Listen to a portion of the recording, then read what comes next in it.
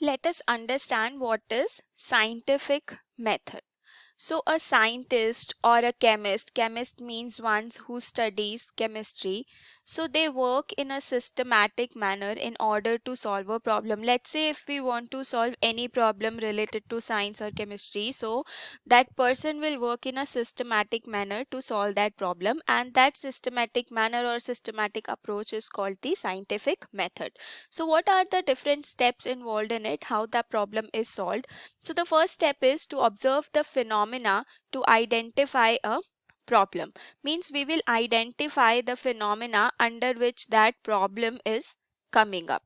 So once the phenomenon is identified, the next step is collection of data and information from various sources. So we will be collecting the data or the information from sources.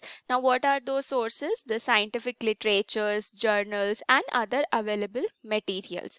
Now once we have got all the data from the desired sources, based on the information collected, a prediction or a guess is made, which is called hypothesis. So what do we mean by hypothesis? It is just a prediction or a guess made on a particular type of problem. Now once the hypothesis is made, many experiments are conducted to test the hypothesis. Means we want to test also whether the hypothesis we have made is correct or not.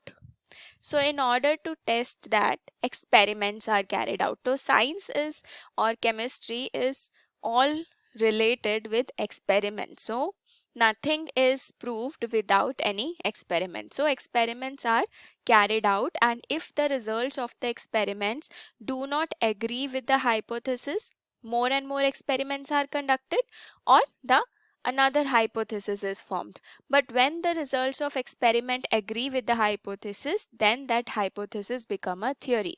Theory means which has been proven, which has experimental evidence. Experimental evidence means which has been proven experimentally, then it becomes a theory, otherwise it remains a hypothesis. So if we see how a problem is solved, identifying a problem, then collection of data, then formulation of hypothesis and conducting some experiments. So when the result is not in agreement with the hypothesis, more experiments are conducted and then theory is established. Alright, but if the results of experiment explain the hypothesis, we can say a theory is established. Directly here we can see a chemist performing an experiment. So experiments are performed with various kinds of apparatus, various kind of chemicals that are required for the particular experiment.